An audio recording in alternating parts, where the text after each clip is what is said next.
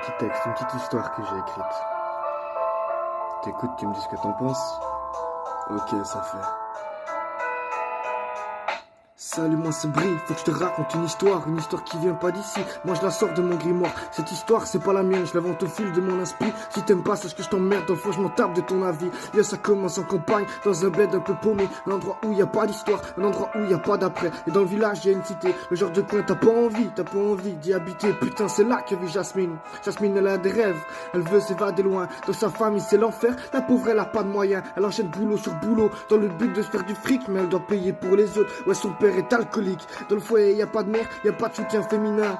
Elle est morte du cancer et puis papa noie son chagrin. Jasmine paye les factures, Jasmine fait la vaisselle. Sinon c'est le coup de ceinture, ouais sinon c'est le coup de bouteille. Et puis un soir c'est le mot de trop, et là Jasmine elle pète un câble. Elle prend le papier, le stylo, et puis sur sa feuille elle gratte. Attends papa, tu m'as vu naître, tu m'as aussi fait vivre l'enfer. Pourquoi je m'efforce de me taire, plus rien à foutre sur cette terre. Attends maman, tu m'as mis bas, tu es parti beaucoup trop tôt. Regarde un peu ce que fait papa, moi je vais te rejoindre tout là-haut. Et là Jasmine elle perd tout sens, elle a un plan derrière la tête. Si elle verse assez d'essence et puis qu'elle gratte une allumette, elle veut rejoindre sa mère, mais pas sans faire sensation. Elle veut tuer son père en une seule déflagration. Et puis quelques heures passent, son père s'endort complètement ivre. Elle va pouvoir mettre en place son plan de génie, son utopie. Alors elle sort de la maison, elle s'en va vers le jardin. Elle a perdu toute raison, elle se dirige jusqu'à sa fin.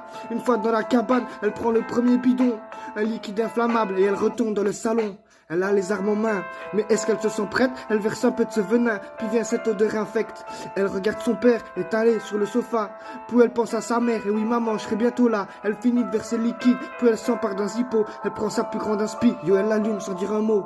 Jasmine elle ferme les yeux, ouais elle lâche le briquet. En un instant ou deux, comme si le temps s'arrêtait. En une fraction de seconde, Jasmine réalise son erreur.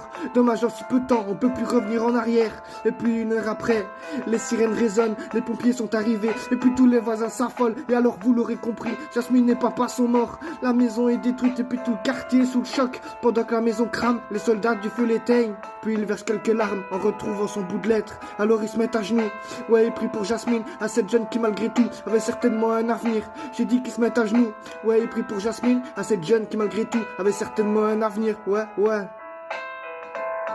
À cette jeune qui malgré tout avait certainement un avenir. Ouais, ouais. À cette jeune qui malgré tout, ouais.